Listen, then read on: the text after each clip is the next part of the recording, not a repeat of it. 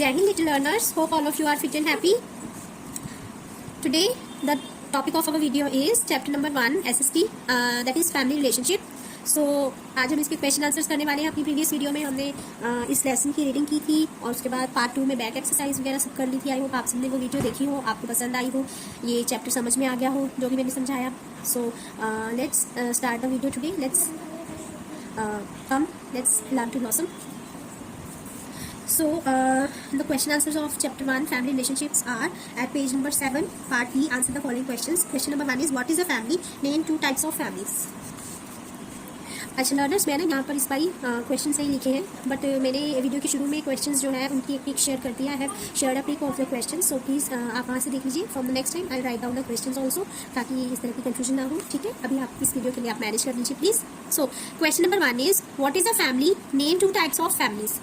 Answer is a family consists of a married couple and their children, both born to that couple or adopted.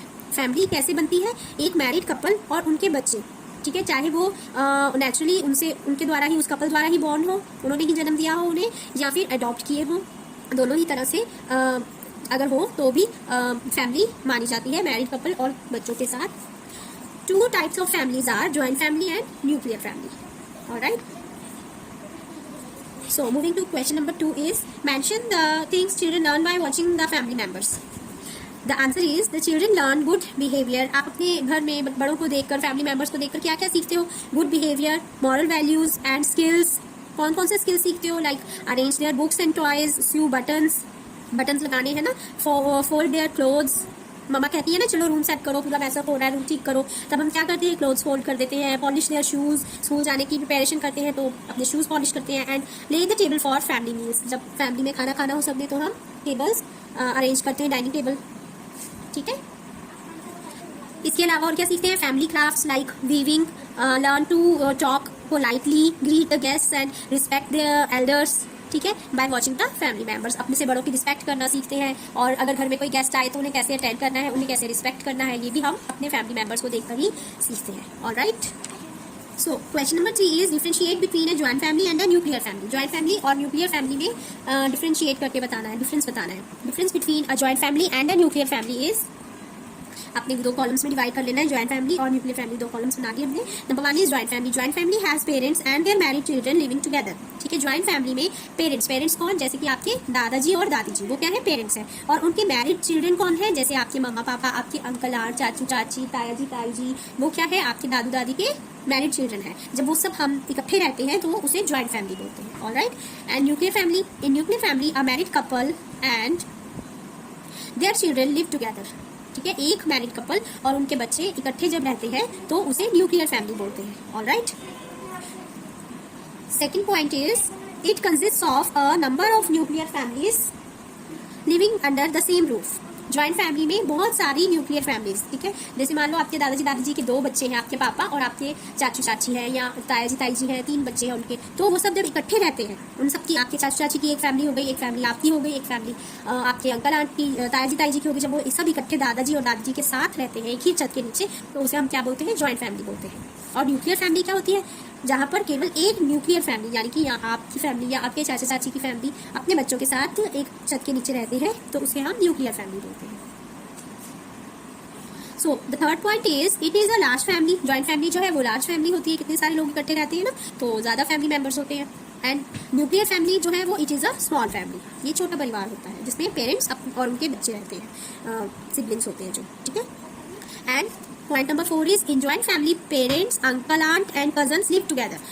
मम्मा पापा, uncle aunt और जो हमारे cousins हैं, uncle aunt के बच्चे जो हैं, हम सब इकट्ठे मिलकर रहते हैं. लेकिन in nuclear family only siblings live with their parents. Nuclear family में केवल भाई बहन अपने पेरेंट्स के साथ रहते हैं. Alright. So learners, question number 4 ले लेते हैं आप. What are the advantages of sharing your home with other members of family. दूसरे परिवार के सदस्यों के साथ घर शेयर करने का, होम शेयर करने का क्या एडवांटेजेस होते हैं, क्या फायदे होते हैं? Sharing home with other members of family teaches the children cooperation. ठीक है, उन्हें एक दूसरे की हेल्प करना, एक दूसरे की मुश्किल के समय में एक दूसरे के साथ कोऑपरेट करना सिखाता है. ठीक है, लिविंग इन हार्मोनी, मिलजुल के रहना सिखाता है कि लड़ाई झगड़ा नहीं करना, छोटी छोटी बात पर मिलकर रहना है प्यार से. And caring, for each other, और एक दूसरे का ध्यान रखना भी सिखाता है। Our uncle aunt and cousins stand by us in our hard times, जो हमारे अंकल आंट होते हैं, जो कजन्स होते हैं, वो हमारे मुश्किल के समय में हमारा साथ देते हैं, हमें इंकरेज करते हैं, हमारे साथ दुख सुख में खड़े होते हैं। So moving towards question number 5, the last question is state 2 reasons that are responsible for changing family fiber in India. India में जैसे कि हमने पढ़ा था कि ओल्डन टाइम्स में ज्वाइंट फैमिली हुआ करती थी, लेकिन धीरे धीरे क्या हुआ, न्यूक्लियर फैमिलीज होने लगी ज़्यादातर। ऐसा क्यों हुआ, इसका हम रीजन देख लेते हैं क्या है। The 2 reasons that are responsible for changing family fibre in India are as follows. First reason है people migrate to other places in search of better jobs, educational opportunities and suitable climate. जैसे कि हमने पढ़ा था, as we had already read, कि जो लोगों को जब अच्छी जॉब्स, अच्छे पे स्केल पर जॉब्स मिलती हैं, है ना, ज़्यादा पैसे मिलते हैं, या एजुकेशनल अपॉर्चुनिटीज़ मिलती है, जैसे कईयों को डॉक्टर बनना होता है या कोई एडवांस कोर्स करना होता है, तो वो उनके रूरल एरिया में या उनके डिस्ट्रिक्ट में या इवन उनकी सिटी में भी अगर उनको अपने मनपसंद का कोर्स नहीं मिल रहा होता है, तो वो दूसरी सिटी में माइग्रेट करने का सोचते हैं। और थर्ड पॉइंट इज कि अगर उन्हें अपने मनपसंद का क्लाइमेट नहीं मिलता, कईयों को ठंड में रहना अच्छा नहीं लगता, तो जम्मू कश्मीर से शिफ्ट होकर वो लोग दिल्ली या मुंबई या बेंगलोर वगैरह शिफ्ट करने के बारे में सोचते हैं। Alright, so second point is in rural areas income from agriculture is not sufficient for increase in the size of families.